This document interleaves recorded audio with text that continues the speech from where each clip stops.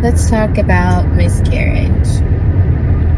I've had a total of 4 miscarriages, but I think I've had 5 from experiencing them and from an experience I had before I got pregnant with Carter. I think I had a miscarriage before Carter. So I've had 5 miscarriages, but the 4 after Carter, I've had at 6 weeks, 8 weeks, and 12 weeks. 2 at 6 weeks. I had the first one was really hard because you experience the first one and you don't know what you're experiencing. It's all new. It's a lot of guilt and shame and why is my body doing this? Why can't I do this? What's wrong with me? And a lot of why God? Why me? Why is this happening? And then comes the hormonal part, which adds on a whole nother thing, because even though you're not going through your whole pregnancy, you have all those hormones, and then you have a miscarriage, which is the baby coming out of your body, and your hormones are also going to fluctuate, essentially, like after you give birth, and they have to go and change because you're not pregnant anymore. So those hormones have to go somewhere, and there they are. So you have those hormones along with the emotion, along with all the physical things that happen, all the blood loss, the tiredness, the just like the pain, all the things that go along with that. So I will say I think for me the 6 weeks after the first one at 6 weeks was the hardest because it was my first one emotionally. But then the one I had at 12 weeks, the last one before I got pregnant with Maddie, was the most hard physically because I'd not experienced one that late on. I'd only experienced one, changing length. I've only experienced one at 8 weeks, but when you get to 12 weeks, your amniotic fluid starts to be created, and that creates more fluid and more blood that you pass, and just all the things that come out of your body, and it's just more taxing on your body. So that one was very, very hard. I actually, for that one, we went to the emergency room. For the first one, let's back up a little bit. For all of them, I was able to thankfully pass them at home. I didn't have to have a DNC, which I was very thankful for.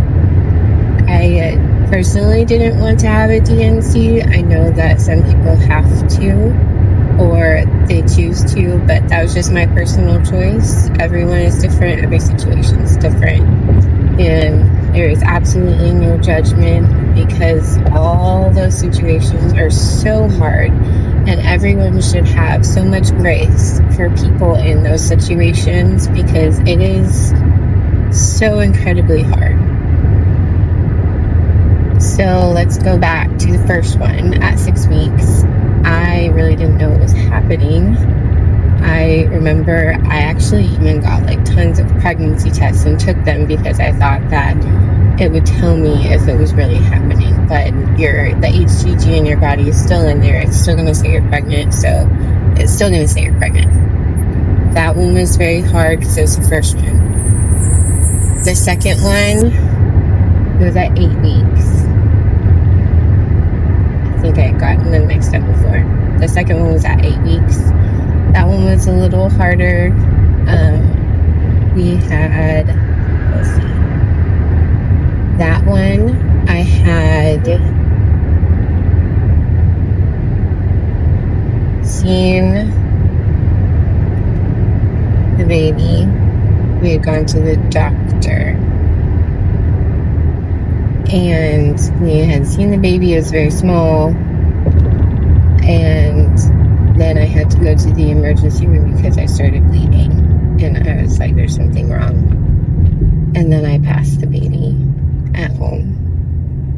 And then the next one was at 6 weeks.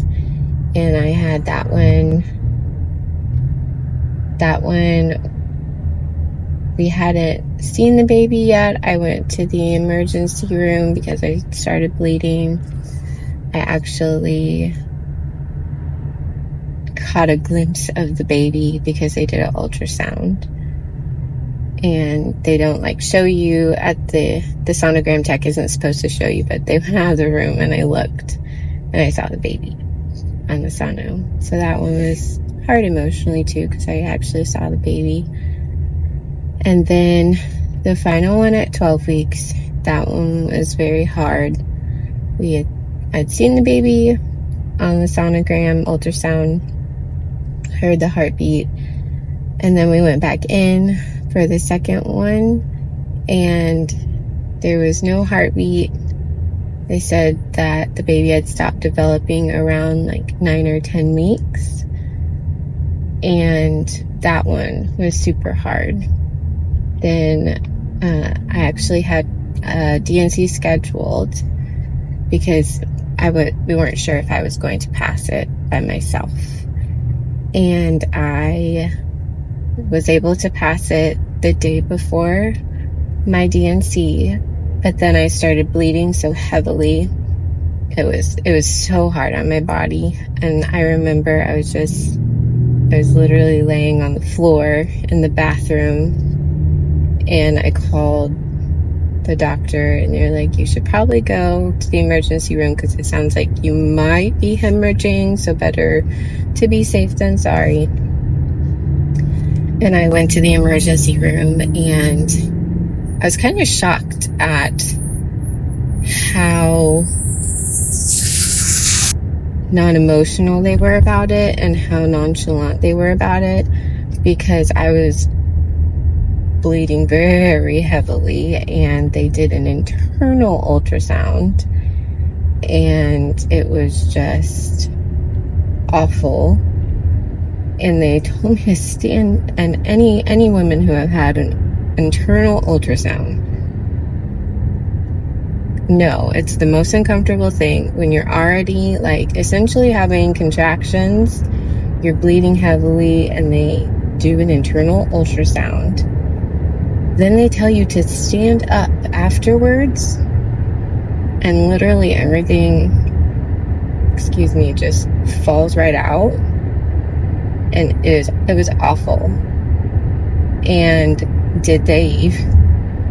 I'm remembering more now, but little details, but did they even come and clean it up off the floor or help me? No, they did not. I was kind of shocked at it. And I know they probably see a lot, but it was just for me, and I was in the moment. I was of course, very emotional, very heartbroken. I was shocked that there was not more empathy or caring or kindness towards what was happening. During that was pretty hard.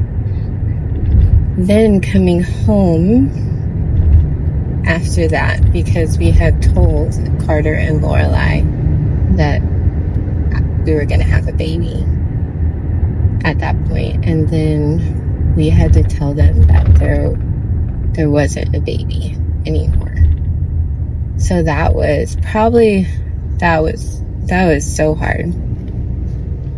I remember Lorelai was still small. She was I think she was 2, 3, but Carter understood more, and she cried and cried, and they just thought it was going to be a baby brother, and they just wanted a baby brother. They prayed for a baby brother. So that one was really hard. Ooh.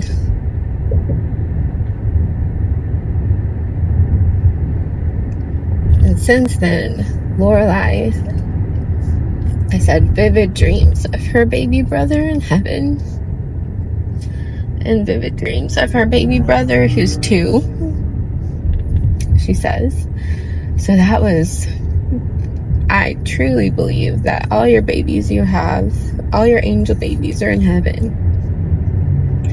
And I remember, I think it was a friend that told me that you should name each one, no matter what stage you have a miscarriage, you should name them. And I hadn't for a long time. And finally, with the last one, I was like, each one of these babies, they have a name. They were meant to be. Like, it was a life that started and was going to be, but sadly they ended up going back to heaven. So I named each one of them, and their names are in order: Malachi, Luna, Nova, and Judah. And I believe that the first one and the last one were boys, and the middle 2 were girls. And the girls have had dreams about them, and that just gives me hope that I get to see them, and lets me know that God's got them. And it's still hard, but it's good to talk about, and it's good to bring awareness that it's hard and that you're not alone in it, and that there are so many things that happen emotionally, physically, hormonally. Like, I think I'll go into more because, like, postpartum hair loss. Listen, I've had postpartum hair loss for, let's say, 8 years, since Carter was born. So that's a whole thing. There's some tips and tricks that might help with that. And just all the things that go into it it's hard. But no, you're not alone in that. Even though I feel like people don't talk about miscarriage a lot, and it's because it's hard, but I feel like talking about it brings more awareness. And we have a month for infant loss, pregnancy loss awareness, but I think telling personal stories helps people know that you're not alone. So know that you're not alone in it. Know that you are loved. There's nothing to be shameful of. There's nothing to feel guilty about. There's nothing wrong with you. God still has a plan. It's not God that's doing it. He will fulfill his promises, even if it's not how you want him to fulfill it. He can still fulfill it. But again, it might not be how you want it, which totally sucks at times. But he can do it, and he will do it. He'll give you all those rainbow babies. In 2 miles, take the exit toward Utah-Arlington and State Highway 180. But it might not be the way that you think he'll give you the rainbow babies, because they can come in different ways. Just remember, he will keep his promises, and you're not alone in it.